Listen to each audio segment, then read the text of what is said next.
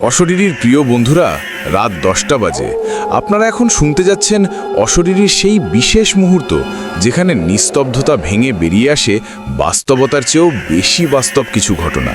মনে রাখবেন, রাত 10টা মানেই অশরীরীর রাত। আর আমাদের ফেসবুক পেজের জন্য 11টা মানেই আপনাদের জন্য অপেক্ষা করছে আরও গভীর, আরও রহস্যময় কিছু বাস্তব ঘটনা। আজকের এপিসোড 26। আজ আমি আপনাদের শোনাবো দুটি এমন ঘটনা যেগুলো শোনার পর আপনার আশেপাশের পরিবেশটাই বদলে যাবে। আপনি আপনার জানালার বাইরের অন্ধকারে খুঁজতে শুরু করবেন কারো উপস্থিতি। আপনার ঘরের কোণায় পড়ে থাকা সেই পুরনো শেলফটা যেন হঠাৎ করেই জীবন্ত হয়ে উঠবে। আজকের প্রথম ঘটনাটি এসেছে বাংলাদেশের উত্তরাঞ্চলের এক গহীন গ্রাম থেকে, কুড়িগ্রামের একটি পরিত্যক্ত পুকুরকে কেন্দ্র করে। আর দ্বিতীয় ঘটনাটি এসেছে দক্ষিণ পশ্চিমের সীমান্ত যশোরের বেনাপোল স্থলবন্দর নিয়ে। প্রতিটি ঘটনা এতটাই বিস্তারিত, এতটাই গভীরে যাবে যে আপনি শুনতে শুনতে নিজেই সেই জায়গায় উপস্থিত হয়ে যাবেন। সেই শীতল স্পর্শ অনুভব করবেন, সেই নিঃশ্বাস আপনার গায়ে লাগবে। তাহলে সময় নষ্ট না করে শুরু করা যাক। ঘটনা শুরু করার আগে আপনাদের কাছে আমার ছোট্ট একটি অনুরোধ। যারা ইউটিউবে দেখছেন, দয়া করে চ্যানেলটি সাবস্ক্রাইব করুন এবং পাশের বেল আইকনে ক্লিক করে নোটিফিকেশন অন করে নিন। কারণ আজকের ঘটনাগুলো এতটাই ভয়ঙ্কর যে শুনে আপনি হয়তো আপনার কাঁপুনি দিয়ে উঠবে। আর যারা আমাদের ফেসবুক পেজ থেকে দেখছেন, প্লিজ পেজটি ফলো করে নিন যেন কোনো আপডেট মিস না করেন। কারণ আজকের ঘটনাগুলো শোনার পর এই ভিডিও বা অডিওটি বন্ধ করারও আপনার সাহস নাও থাকতে পারে। আর যারা আগে থেকেই অশরীরী পরিবারের সদস্য, আপনাদের কাছে আমার অনুরোধ, লাইক বাটনে ক্লিক করে এই আতঙ্ককে স্বাগতম জানান। আর কমেন্টে লিখুন, আমি প্রস্তুত, যদি সত্যিই আপনার সাহস থাকে। প্রতিটি লাইক, কমেন্ট এবং শেয়ার আমাদের জন্য অনুপ্রেরণা, এবং আপনারাই আমাদের এই ভয়ের যাত্রা চালিয়ে নিয়ে যান। প্রথম ঘটনাটি এসেছে কুড়িগ্রামের কান্না পুকুর, যে জলে ডোবে স্বপ্ন, ভেসে ওঠে আত্মা। প্রথম ঘটনাটি আমাদের পাঠিয়েছেন সাইফুল। সাইফুল কুড়িগ্রামের ওই গ্রামেরই বাসিন্দা, যার নাম আমি উচ্চারণ করব না, কারণ গ্রামবাসী এখনও আতঙ্কে জীবন কাটায়। অসংখ্য ধন্যবাদ সাইফুলকে তার অসীম সাহসের জন্য, এই কলঙ্কিত ও মর্মান্তিক ইতিহাস আমাদের সাথে ভাগ করে নেওয়ার জন্য। এই ঘটনাটি শুধু একটি পুকুরের নয়, এটি একটি পুরো গ্রাম, কয়েকটি পরিবার এবং বহু সাক্ষীর ঘটনা, যা 2021 সাল থেকে শুরু হয়ে আজ 2024 সাল পর্যন্ত টানা ভয়ের রাজত্ব কায়েম করে আছে। গ্রামটির নাম শঙ্খপাড়া, পরিবর্তিত নাম। গ্রামের একদম পশ্চিম প্রান্তে একেবারে বাঁশবন ও আমবাগানের ঘেরা একটি বিশাল আকৃতির পুকুর। স্থানীয়রা একে বলে বিশাল দিঘি। পুকুরটির পাড় বেশ উঁচু, চারপাশে পুরনো বট আর করই গাছ, যাদের ডালপালা পুকুরের জলের উপর পর্যন্ত ঝুলে আছে। পুকুরটির পানি গাঢ় সবুজ, প্রায় কালচে, সূর্যের আলো যেন গভীরে প্রবেশ করতে পারে না। স্থানীয়দের মধ্যে প্রচলিত আছে, ব্রিটিশ আমলে জমিদাররা এই পুকুর খনন করেছিলেন, কিন্তু জমিদার বাড়ির এক কন্যা প্রেমিকের সাথে পালিয়ে যাওয়ার চেষ্টা করলে তাদের ধরে এনে এই পুকুরে ডুবিয়ে মারা হয়। সেই থেকে পুকুরটিতে অশুভ আত্মার বাস। দীর্ঘদিন ধরে পুকুরটি পরিত্যক্ত ছিল, কেউ সেখানে মাছ ধরতে যেত না, কেউ গোসল করত না। ঘটনাটা এখানেই শেষ হলে ভালো ছিল, কিন্তু 2021 সালে এক ভয়াবহ খরায় গ্রামের অন্যান্য পানির উৎস শুকিয়ে গেলে কিছু যুবক পুকুরটিতে মাছ ধরতে যায়। সেই দিনটাই যেন অভিশপ্ত সময়ের সূচনা করেছিল। সেই দলের নেতা ছিল রুবেল, মৃত। সাইফুলের ভাষায়, রুবেল ভাই ছিল আমাদের গ্রামের সবচেয়ে সাহসী লোক। সে প্রথমে বলেছিল, এই পুকুরের কিসের ভূতপ্রেত, আমি আজকে দেখিয়ে দেব।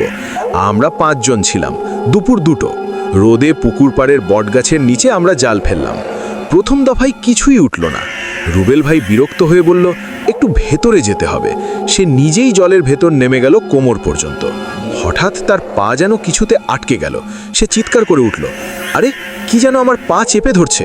আমরা হাসছিলাম, ভাবলাম শ্যাওড়ায় পা আটকেছে, কিন্তু তার মুখের রং যেন সাদা হয়ে যাচ্ছিল। সে টানাটানি করতে লাগলো। আমরা 2 জন নেমে গেলাম তাকে ধরতে। তখনই ঘটনাটা ঘটল। রুবেল ভাই হঠাৎ থেমে গেল, তার চোখ দুটো বিস্ফোরিত হয়ে উঠল, যেন সে জলের নিচে অকল্পনীয় কিছু দেখতে পাচ্ছে। তারপর সে একদম নিস্তব্ধ হয়ে গেল। আমরা তাকে টেনে তুলতে পারছিলাম না, যেন জলের নিচ থেকে কেউ তাকে শক্ত করে ধরে রেখেছে। হঠাৎ রুবেল ভাই আমাদের দিকে তাকিয়ে এক অদ্ভুত নারী সুলভ কণ্ঠে বলল, এসো এসো, জলে ঠান্ডা। ভয়ে পেয়ে আমরা তার হাত ছেড়ে দিলাম, আর সেই সুযোগে রুবেল ভাইকে যেন একটা অদৃশ্য শক্তি টেনে নিয়ে গেল পানির গভীরে। সে ডুবে গেল। আমরা চিৎকার করলাম, গ্রামের মানুষ ছুটে আসলো। ঘণ্টাখানেক লাঠি সাঁতো দিয়ে খোঁজার পর তার লাশ ভেসে উঠল পুকুরের মাঝামাঝি। কিন্তু সেটা ছিল স্বাভাবিক ড্রাউনিং লাশ নয়। তার মুখে এক অদ্ভুত শান্ত হাসি ছিল, আর তার দুই চোখ খোলা, কিন্তু চোখের তারা যেন উধাও। সাদা চোখে সে আকাশের দিকে তাকিয়েছিল, আর সবচেয়ে ভয়ঙ্কর, তার ডান পায়ের গোড়ালিতে কালো রঙের 5টি আঙুলের দাগ, যেন কেউ তাকে শক্ত করে ধরে রেখেছিল। রুবেলের মৃত্যুর পর থেকেই পুকুরটি কান্না পুকুর নামে কুখ্যাতি পায়, কিন্তু সেটা শুরু মাত্র। প্যারানর্মাল অ্যাক্টিভিটির সূচনা ঘটে রুবেলের 7 দিন পরের মাঝাল রাত থেকে। রুবেলের বাড়ি ছিল পুকুর থেকে মাত্র 200 গজ দূরে। তার মা প্রতিদিন ভোরে উঠে দেখতেন তাদের উঠোনের নলের কল থেকে পানি পড়ছে না। গিয়ে দেখতেন কলটি বন্ধ, কিন্তু কলের মুখে সবসময় ভেজা কাদা আর পুকুরের সেই ঘাস লেগে থাকত। একদিন রাতে এসে শুনতে পায় কারো পায়ের শব্দ। বাইরে গিয়ে দেখে ভেজা পায়ের ছাপ সরাসরি তাদের দরজা থেকে উঠোনে ঢুকেছে এবং সরাসরি চলে গেছে রুবেলের ঘরের দিকে। ঘরে কেউ নেই, কিন্তু রুবেলের বিছানার চাদর ভেজা, যেন কেউ সেখানে শুয়েছিল। পাশাপাশি পুকুর পাড়ে ঘুরতে শুরু করে রহস্যময় দৃশ্য। স্থানীয় এক বৃদ্ধা ফুলজান বিবি, যিনি ভোরে নামাজ পড়তে যেতেন, তিনি প্রথম দেখেন। সাইফুল তার বর্ণনা দেন। ফুলজান বিবি বললেন, সে ভোরে অন্ধকার থাকতে পুকুরের পাশ দিয়ে যাওয়ার সময় দেখে পুকুরের মাঝখানে যেন একজন মেয়ে দাঁড়িয়ে আছে, সাদা শাড়ি পরা, লম্বা চুল। মেয়েটি পানি ছুঁয়ে থাকে না, যেন পানির ওপর ভাসছে, আর সে কাঁদছে, কিন্তু কান্নার শব্দ নয়, শুধু কাঁধ নড়ছে। ফুলজান বিবি যখন তাকায়, মেয়েটি ধীরে ধীরে পানির নিচে তলিয়ে যায়। 2022 সালের গ্রীষ্মে এটা ঘটনাটা আরও ভয়াবহ রূপ নেয়। গ্রামের 2 কিশোর সোহেল আর মিন্টু রাতের বেলা পুকুর পাড়ে আশেপাশের বাগান থেকে আম পাড়তে যায়। তারা দুজনেই দৃঢ়ভাবে অন্ধবিশ্বাসে বিশ্বাস করত না। তারা পুকুরের পাড়ে বসে আম খাওয়া শুরু করে। হঠাৎ তারা শুনতে পায় পুকুরের দিক থেকে শিশুর কান্নার শব্দ। তারা ভাবে হয়তো কোনো পাখি, কিন্তু কান্নার শব্দ দূর থেকে ক্রমশ স্পষ্ট হতে থাকে, আরও কাছে আসতে থাকে। তারা টর্চ জ্বালিয়ে পুকুরের দিকে ফিরে তাকায়। তারা যা দেখে তা তাদের জীবন বদলে দেয়।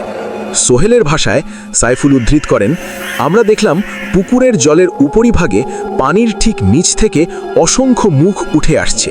পুরুষ, মহিলা, শিশু, তাদের মুখগুলো স্বচ্ছ, যেন পানিতেই তৈরি। তারা সবাই চোখ খোলা, আমাদের দিকে তাকিয়ে আছে, আর তাদের সবাই কাঁদছে। কোনো শব্দ নেই, কিন্তু তাদের মুখের ভঙ্গি, চোখ দিয়ে পড়া অদৃশ্য অশ্রু। আমরা পালাতে গেলাম, কিন্তু পা যেন মাটিতে আটকে গেল। তখন আমরা দেখলাম পুকুরের পাড়ের সেই বটগাছের ডাল থেকে একটা সাদা কাপড় নিচে নামছে, আর সেই কাপড়ে মোড়া এক মূর্তি ধীরে ধীরে আমাদের দিকে এগিয়ে আসছে। আমরা চিৎকার করলাম। ঠিক তখনই গ্রামের কুকুরগুলো একসাথে ঘেউ ঘেউ করতে শুরু করলো, আর সেই শব্দে যেন আমরা মুক্তি পেলাম।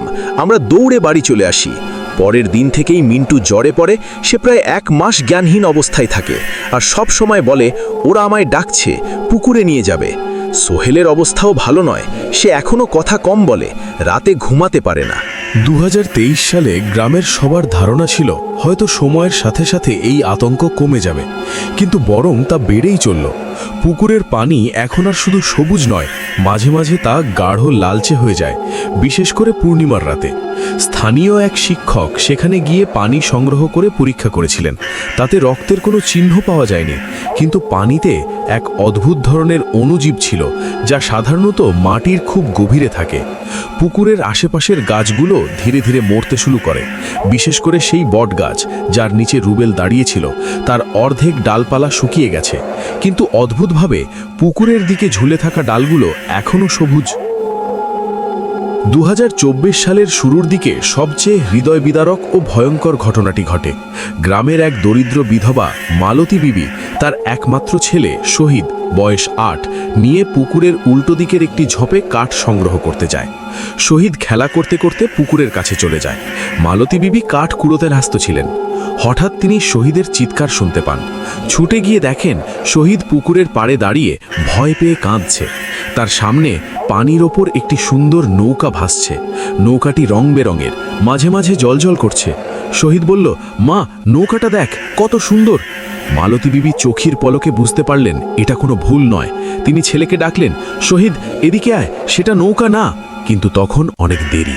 শহীদ নৌকার দিকে হাত বাড়াতেই পানির ভেতর থেকে একটি সাদা ভিজে হাত বেরিয়ে এসে তার হাতটা টেনে ধরল। মালতী বিবি চিৎকার করে ছুটে গেলেন। তিনি তার ছেলের হাত ধরে টানাটানি শুরু করলেন, কিন্তু জলের নিচের শক্তি ছিল প্রবল। তিনি দেখলেন পানির নিচে অস্পষ্টভাবে অনেকগুলো মুখ, তারা সবাই হাসছে আর শহীদের দিকে তাকিয়ে আছে। মালতী বিবি শেষ শক্তিটুকু দিয়ে টান দিলেন এবং শহীদকে উদ্ধার করলেন। কিন্তু শহীদের ডান হাতটি, যা সেই সাদা হাত স্পর্শ করেছিল, তা তখন থেকে একদম ঠান্ডা, রক্তহীন এবং ধীরে ধীরে কালো হয়ে যেতে শুরু করে। ডাক্তাররা কিছু বুঝতে পারেননি। এখন শহীদ দিন দিন দুর্বল হয়ে পড়ছে, আর সে প্রায়ই বলে, মা, পুকুরের মেয়েরা আমাকে রোজ ডাকে, তারা বলে তুমি আসবে, না হলে তোমার হাতটা নিয়ে নেব। সাইফুল নিজেও একবার সরাসরি অভিজ্ঞতার শিকার হন 2024 সালের মার্চ মাসে। তিনি তার ফোনে রাতের বেলা পুকুরের একটি ভিডিও তুলতে গিয়েছিলেন শুধু প্রমাণের জন্য। ভিডিওতে প্রথমে কিছুই ধরা পড়ে না, শুধু অন্ধকার পুকুর আর গাছের ডাল। কিন্তু যখন তিনি ভিডিওটি বাড়িতে এসে দেখেন, তখন দেখতে পান পুকুরের পানি থেকে ধীরে ধীরে একের পর এক সাদা মুখ উঠে আসছে এবং সবগুলো মুখ তার দিকে, অর্থাৎ ক্যামেরার দিকে তাকিয়ে আছে। ভিডিওর শেষের দিকে সবচেয়ে কাছের একটি মুখ, যা একটি তরুণীর, হঠাৎ তার চোখ দুটো খুলে যায় এবং মুখটি সরাসরি ক্যামেরার দিকে এগিয়ে আসে, যেন স্ক্রিন ভেদ করে বেরিয়ে আসবে। ভিডিওটি হঠাৎ করেই শেষ হয়ে যায়। সাইফুল সেই ভিডিওটির একটি স্থিরচিত্র আমাদের দিয়েছেন, যেখানে অস্পষ্টভাবে একটি মুখ দেখা যাচ্ছে। তিনি আরও বলেছেন, সেই রাত থেকে তিনি প্রায়ই স্বপ্নে দেখেন তিনি সেই পুকুরে আটকে আছেন, আর চারপাশ থেকে অসংখ্য হাত তাকে জলের গভীরে টেনে নিতে চায়। গ্রামের লোকজন এখন পুকুরটির পাশ দিয়ে যেতে ভয় পায়, বিশেষ করে সন্ধ্যার পর। স্থানীয় মসজিদের ইমাম ও হিন্দু পুরোহিত মিলে একটি যজ্ঞ ও পাঠের আয়োজন করেছিলেন, কিন্তু সেটা করানোর রাতেই যিনি পাঠ করছিলেন তিনি হঠাৎ অজ্ঞান হয়ে পড়েন এবং জ্ঞান আসার পর বলেন, ওখানে অনেক আত্মা, তারা আটকা পড়ে আছে, তারা মুক্তি চায়, কিন্তু মুক্তি পাবে না যতক্ষণ না। এই বলে তিনি আবার অজ্ঞান হয়ে যান। শেষের কথাটি তিনি বলতে পারেননি। সাইফুলের শেষ মেসেজ, আমরা এখন বুঝতে পেরেছি এই পুকুর শুধু জল নয়, এটি একটি সমাধি। হয়তো ব্রিটিশ আমলের সেই দুটি প্রেমিক প্রেমিকা নয়, হয়তো তার চেয়েও পুরনো কোনো গোপন ইতিহাস আছে এখানে। পুকুরটির তলদেশে কি আছে কেউ জানে না। ডাইভার পাঠানোর কথা ভেবেছিলাম, কিন্তু গ্রামের কেউ রাজি নয়। আর এখন তো পুকুরের পানি এতটাই কালো হয়ে গেছে যে তলদেশ দেখা যায় না। আমরা ভুগছি। এই ঘটনা 100% সত্য। আপনারা যদি কখনো কুড়িগ্রামের দিকে আসেন, শঙ্খপাড়া গ্রামে যাবেন না, বিশেষ করে সন্ধ্যার পর। আর যদি জানো, সেই বিশাল দিঘির পাশে যাবেন না, কারণ আপনি যদি সেখানে যান তাহলে আপনি কখনোই নিঃসঙ্গ হবেন না। সেখানে সব সময় কেউ না কেউ আছে, শুধু আপনি তাকে দেখতে পাচ্ছেন না। এই ছিল আজকের প্রথম ঘটনা। ঘটনাটি কেমন লাগলো অবশ্যই কমেন্ট বক্সে জানাবেন। আপনারা কী ধরনের ঘটনা শুনতে চান সেটাও কমেন্ট বক্সে জানাবেন। অশরীরী কখনোই কালো জাদু, অন্ধবিশ্বাস, কুসংস্কারকে প্রমোট করে না। আর অশরীরীর সকল ঘটনা আপনি বিশ্বাস করবেন কি করবেন না সেটা একান্তই আপনার নিজের ব্যাপার। তবে বিনোদন হিসেবে নেওয়াই হবে বুদ্ধিমানের কাজ। এখানে গল্প নয়, ঘটনা শোনানো হয়। রাত 10টা মানেই অশরীরীর রাত। এখন চলে যাচ্ছি আজকের দ্বিতীয় ঘটনায়। দ্বিতীয় ঘটনা, বেনাপোলের রাত্রির যাত্রী, যে ট্রাক থামে না, যে যাত্রী নামে না। দ্বিতীয় ঘটনাটি আমাদের পাঠিয়েছেন তানজিম। তানজিম একজন ট্রাক হেল্পার, যিনি দীর্ঘদিন ধরে বেনাপোল ঢাকা রুটে যাতায়াত করেন। তিনি যা দেখেছেন তা তাকে এই পেশা ছাড়তে বাধ্য করেছে। এখন তিনি অন্য কাজ খুঁজছেন। অসংখ্য ধন্যবাদ তানজিম ভাই, আপনার এই ভয়ঙ্কর ও অকল্পনীয় সত্য আমাদের সামনে তুলে ধরার জন্য। এটি শুধু একটি ভৌতিক ঘটনা নয়, এটি একটি চলমান দুর্ঘটনা যা এখনও প্রতি মাসে ঘটে চলেছে এবং স্থানীয় ট্রাক ড্রাইভার ও হেল্পারদের মধ্যে এক গভীর আতঙ্কের সৃষ্টি করেছে। বেনাপোল স্থলবন্দর বাংলাদেশ ও ভারতের মধ্যে ব্যস্ততম স্থলবন্দর। দিনে হাজার হাজার গাড়ি, ট্রাক, মানুষের যাতায়াত। কিন্তু রাতের বেলা, বিশেষ করে গভীর রাতে যখন অফিসিয়াল কার্যক্রম কমে আসে, তখন বন্দরের কিছু নির্দিষ্ট রুটে এক ভিন্ন ধরনের যানবাহন চলাচল করতে দেখা গেছে। তানজিমের ভাষায়, আমরা ট্রাক ড্রাইভার হেল্পারদের মধ্যে একটা কথা চালু আছে, বেনাপোলের 3 নম্বর গেটের রাস্তা রাত 12টার পর কারো না। কারণ সেই রাস্তাটা একটু পুরনো, এক পাশে পুরনো গুডাউন আর অন্য পাশে একটা বদ্ধ খাল। দিনেও সেখানে আলো কম, কিন্তু রাতে সেটা অন্য জায়গা হয়ে যায়। ঘটনার সূত্রপাত 2022 সালের অক্টোবর মাসে। তানজিম তখন তার চাচাতো ভাই আরিফের ট্রাকে হেল্পার। তারা একটি ভারতীয় গাড়ির যন্ত্রাংশ বাংলাদেশে নিয়ে আসছিল। বেনাপোলে কাস্টম ক্লিয়ার করতেই সন্ধ্যা হয়ে গেল। তারা সিদ্ধান্ত নিল রাতের মধ্যেই ঢাকার দিকে রওনা দেবে। রাত প্রায় 11টা। বেনাপোল শহর পেরিয়ে তারা চলল পুরনো সড়ক ধরে। হঠাৎ তাদের ট্রাকের ইঞ্জিনে সমস্যা দেখা দিল। আরিফ ট্রাকটি রাস্তার পাশে সেই 3 নম্বর গেটের কাছাকাছি এক গোডাউনের সামনে থামালো। দুজনেই নেমে ইঞ্জিন চেক করতে লাগলো। চারপাশে গভীর নিস্তব্ধতা। শুধু দূর থেকে মাঝে মাঝে অন্য ট্রাকের হর্নের আওয়াজ ভেসে আসছিল। তানজিমের বর্ণনা, আমি ইঞ্জিনের ক্যাপটা খুলেছি, আরিফ ভাই টর্চ নিয়ে দেখছিল। হঠাৎ আমরা উভয়েই পেছনের দিকে তাকালাম। মনে হচ্ছিল কেউ আমাদের পেছনে দাঁড়িয়ে, কিন্তু কেউ নেই। তখন আমরা শুনলাম খুব মৃদু একটা গান, একজন মেয়ের গলার গান। গানটা বাংলা, কিন্তু কথা স্পষ্ট বোঝা যাচ্ছিল না। গান যেন আসছিল ওই বদ্ধ খালের দিক থেকে। আমরা কিছু মনে করিনি, ভাবলাম হয়তো কাছেই কোনো বস্তি, সেখান থেকে টেপ চালানো হচ্ছে। কিন্তু গানটা যতই স্পষ্ট হতে লাগলো, তারপর আমরা তাকে দেখলাম। খালের ওপারে পানির ধারে একজন মেয়ে দাঁড়িয়েছিল। সে একদম সাদা শাড়ি পরা, লম্বা চুল। তার মুখটা আমরা দেখতে পাচ্ছিলাম না, কারণ চুলে ঢাকা। কিন্তু আমরা দেখতে পাচ্ছিলাম সে আমাদের দিকে মুখ করে আছে আর গান গাইছে। গানের সুর ছিল অসম্ভব করুণ, হৃদয় বিদারক। আরিফ ভাই বলল, চল, এখানে থাকা ঠিক না। আমরা দ্রুত ইঞ্জিন বন্ধ করে কেবিনে উঠে পড়লাম। ইঞ্জিন স্টার্ট নিল না। বারবার চেষ্টা করলাম, কিছুতেই না। তখন আমি উইন্ডো দিয়ে বাইরে তাকালাম। সেই মেয়েটি এখন আমাদের ট্রাকের পেছনেই দাঁড়িয়ে, আমাদের থেকে মাত্র 20 গজ দূরত্বে। কিন্তু সে হেঁটে আসেনি, সে ঠিক সেখানেই হাজির হয়েছে। আর এখন তার গান থেমে গেছে। সে নিঃশব্দে দাঁড়িয়ে আছে। তারপর সে খুব ধীরে ধীরে তার হাত উঠালো, আমাদের ট্রাকের দিকে ইশারা করলো, যেন বলছে, আমাকে উঠাও। আমি আরিফ ভাইকে চিৎকার করে বললাম, চালাও চালাও। আরিফ ভাই আবার চাবি ঘুরালো। সেই মুহূর্তে ইঞ্জিন স্টার্ট হয়ে গেল, যেন কেউ সাহায্য করলো। আরিফ ভাই ট্রাক দ্রুত নিয়ে পালালো। আমরা পেছনে তাকাইনি। তারা নিরাপদে ঢাকায় পৌঁছায়। কিন্তু পরের দিন সকালে ট্রাক ধোয়ার সময় তারা ট্রাকের পিছনের বাম্পারে একটা জিনিস দেখতে পায়। সেটি ছিল একটা পুরনো রূপার চুড়ি, যা ভিজে কাদায় মাখামাখি। তারা নিশ্চিত আগের দিন সেটি ছিল না। তানজিম সেটি ছুঁড়ে ফেলে দেন। কিন্তু সেই দিন থেকেই তানজিমের জীবন বদলে যায়। পরের কয়েক মাসে তানজিম আরও কয়েকবার বেনাপোল যাতায়াত করেন। তিনি লক্ষ্য করেন স্থানীয় ড্রাইভাররা রাতে 3 নম্বর গেটের রাস্তা একেবারেই এড়িয়ে চলে। কেউ কেউ তার কাছে ঘটনা শোনায়। সবচেয়ে পুরনো ঘটনাটি 1990s দশকের। তখন বেনাপোলের উন্নতি কম ছিল। এক ট্রাক ড্রাইভার রাতে সেই রাস্তায় একটি যুবতী মেয়েকে উঠিয়ে নেয়, যারা কলকাতা থেকে আসছে বলে জানায়। মেয়েটি কিছু দূর যাওয়ার পর হঠাৎ উধাও হয়ে যায়। ড্রাইভার পাগল প্রায় হয়ে যায়। এরকম অসংখ্য ঘটনা। কিন্তু 2023 সাল থেকে ঘটনাগুলো আরও ঘন ঘন ও ভয়াবহ হতে শুরু করে। 2023 সালের জুলাই মাসে এক ভারতীয় ট্রাক ড্রাইভার, নাম অজানা, রাতে 3 নম্বর গেটের কাছে তার ট্রাক থামায় প্রেসার নিয়ে। সে নেমে টায়ার চেক করতে গিয়ে হঠাৎ চিৎকার করে উঠে এবং দৌড়ে পালাতে শুরু করে। সীমান্তরক্ষীরা তাকে ধরে। সে পাগলের মতো হাসছে আর বলছে, সে আমার সাথে এসেছে, সে আমার কেবিনে বসে আছে, আমি তাকে ভারতে নিয়ে যাব। তার কেবিনে কেউ নেই, কিন্তু ড্রাইভারের সিটের পাশে একটি ভিজে ওড়না পাওয়া যায়। ড্রাইভারকে হাসপাতালে নেওয়া হয়। তার জ্ঞান আর ফেরেনি। 2023 সালের নভেম্বর মাসে তানজিম সরাসরি আরেকটি ঘটনার সাক্ষী হন। তখন তিনি অন্য একটি ট্রাকে কাজ করছিলেন। রাত 2টোর দিকে তারা বেনাপোল থেকে বের হচ্ছিলেন। তাদের সামনে আরেকটি ট্রাক চলছিল। হঠাৎ সামনের ট্রাকটি 3 নম্বর গেটের রাস্তায় প্রবেশ করল। তাদের ড্রাইভার চিৎকার করে বলল, ওই ট্রাকটা কোথায় যাচ্ছে? ওই রাস্তা তো বন্ধ। তারা হর্ন দিল, কিন্তু সামনের ট্রাকটি থামল না। তারা দেখল সামনের ট্রাকের ড্রাইভার কেবিনে একা, কিন্তু তার পেছনের সিটে সাদা কিছু দেখা যাচ্ছে, যেন কেউ বসে আছে। ট্রাকটি বদ্ধ খালের দিকে এগিয়ে যেতে লাগলো। তানজিমরা ধোয়া করে পেছনে পেছনে গেল। তারা দেখল সামনের ট্রাকটি হঠাৎ থেমে গেল। তারপর ট্রাকের ড্রাইভার দরজা খুলে বেরিয়ে এলো, কিন্তু তার চলাফেরা অদ্ভুত, যেন সে ঘুমের মধ্যে হাঁটছে।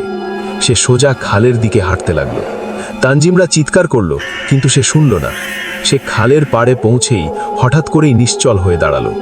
তারপর তার শরীরটা এক ঝটকায়, যেন কেউ টেনে নিল, খালের পানিতে পড়ে গেল। তানজিমরা দৌড়ে গেল।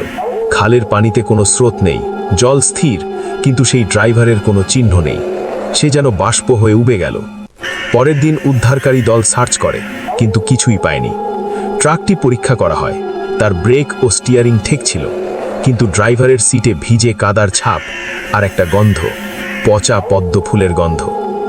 এরপর থেকেই তানজিম স্বপ্নে সেই মেয়েটিকে দেখতে শুরু করেন। স্বপ্নে মেয়েটি তার খুব কাছাকাছি এসে দাঁড়ায়, কিন্তু তার মুখ এখনো চুলে ঢাকা। সে বলে, আমাকে আমার বাড়ি পৌঁছে দাও, আমি হারিয়ে গেছি। তানজিম জেগে উঠে দেখতেন তার পায়ে ভিজে কাদার দাগ। তিনি ডাক্তার দেখান, কিন্তু কোনো ব্যাখ্যা মেলে না। 2024 সালের সবচেয়ে টেরিফাইং ঘটনাটি ঘটে গত জানুয়ারিতে। তানজিম তখন সিদ্ধান্ত নিয়েছিলেন তিনি আর বেনাপোল রুটে কাজ করবেন না, কিন্তু আর্থিক চাপে তাকে আরেকটি ট্রিপ নিতে হয়। এবার তিনি দিনের বেলা যাওয়ার চেষ্টা করলেন। দুপুর 1টায় তারা বেনাপোল থেকে রওনা দিল। আকাশ মেঘলা ছিল। হঠাৎ ভয়ানক বৃষ্টি শুরু হলো, ভিজিবিলিটি কমে গেল। তাদের ট্রাকও বেনাপোলের কাছাকাছি চলে এলো, কারণ অন্য রাস্তায় জ্যাম। বৃষ্টির মধ্যে তানজিম দেখলেন রাস্তার পাশে একটা বাস স্টপেজের সাইনবোর্ডের নিচে একজন মেয়ে দাঁড়িয়ে আছে, ভিজছে। সে হাত তুলে ট্রাক থামানোর ইশারা করছে। ড্রাইভার থামতে চাইল না, কিন্তু তানজিমের মনে হলো মেয়েটি তাকিয়ে আছে তার দিকে। তিনি ড্রাইভারকে থামাতে বললেন, একটু দয়া দেখাতে। ড্রাইভার অনিচ্ছায় ট্রাক থামালো। তানজিম দরজা খুললেন। মেয়েটি ধীরে ধীরে উঠল। সে পুরোপুরি ভিজে, সাদা শাড়ি গায়ে লেপ্টে আছে। তার মুখ এখনো চুলে ঢাকা। সে কোনো কথা বলল না, শুধু পেছনের সিটে বসে পড়ল। তানজিম তাকে জিজ্ঞেস করলেন, আপনি কোথায় যাবেন? মেয়েটি কোনো উত্তর দিল না। তানজিম আবার জিজ্ঞেস করলেন। তখন মেয়েটি খুব ধীরে তার হাত দিয়ে সামনের দিকে, বেনাপোল শহরের বাইরের দিকে ইশারা করল। তানজিম ঠিক করে নিলেন শহরের বাইরে কোনো জায়গায় নামিয়ে দেবেন। ট্রাক চলতে লাগলো। বৃষ্টি কমে আসলো। তানজিম রিয়ার ভিউ মিরারে পেছনের সিটের দিকে তাকালেন। মেয়েটি বসে আছে, কিন্তু তখনই তিনি একটা জিনিস লক্ষ্য করলেন। মেয়েটির শাড়ি থেকে পানি ঝরছে না। বৃষ্টিতে ভিজে তার গায়ে পানি থাকার কথা, কিন্তু সেটা নেই। তার শাড়ি শুকনো। তানজিমের হৃদস্পন্দন বেড়ে গেল। তিনি আস্তে করে ড্রাইভারের দিকে তাকালেন। ড্রাইভারও রিয়ার ভিউ মিরারে তাকিয়ে, তার মুখ ফ্যাকাশে। ড্রাইভার ফিসফিস করে বলল, ভাই, এই মেয়েটা তো নিঃশ্বাস নিচ্ছে না। তানজিম মনোযোগ দিয়ে দেখলেন মেয়েটির বুক উঠছে না, নামছে না। সে একদম স্থির। যে মুখ দেখলেন তা কোনো জীবিত মানুষের মুখ ছিল না। চামড়া ছিল ফ্যাকাশে সাদা, পানিতে ভিজে থাকা মাটির মতো, যাতে নীল কালো শিরা ফুটে বেরিয়েছে। ঠোঁট দুটি একদম কালো, শুকনো, কিন্তু চোখ দুটো ছিল খোলা, অথবা বলা ভালো চোখের পাতা ছিলই না। দুই গভীর কালো গহ্বর, যেন পোড়া কয়লার গর্ত। আর সেই গর্তের ভেতর থেকে তানজিমের দিকে তাকিয়েছিল। মেয়েটি হাসল না, কাঁদল না, শুধু তার মুখমণ্ডল এক ধরনের অস্বাভাবিক শূন্য অভিব্যক্তি ধারণ করল। তারপর খুব ধীরে তার মুখ খুলল, কিন্তু গলা দিয়ে কোনো শব্দ বের হলো না, বরং তার মুখের ভেতর থেকে বেরিয়ে এলো জল, স্রোতের মতো পরিষ্কার জল, যা গুড়িয়ে তার বুক ভিজিয়ে কেবিনের মেঝেতে পড়তে লাগলো। জল গন্ধহীন ছিল, কিন্তু ঠান্ডা। কেবিনের ভেতর হঠাৎ তীব্র শীতের অনুভূতি ছড়িয়ে পড়ল। তানজিমের ভাষায়, আমি চিৎকার করতে পারলাম না, আমার গলা শুকিয়ে গিয়েছিল। ড্রাইভার ভাইও জমে গেছে, ট্রাক তখনও চলছে। আমরা সামনের দিকে তাকিয়ে আটকে গেলাম, কিন্তু আমাদের পুরো শরীর, মন সবই পেছনের সেই জিনিসটার দিকে কেন্দ্রীভূত। হঠাৎ আমি আমার কানের পাশে একটা শব্দ শুনলাম, ফিসফিসানি।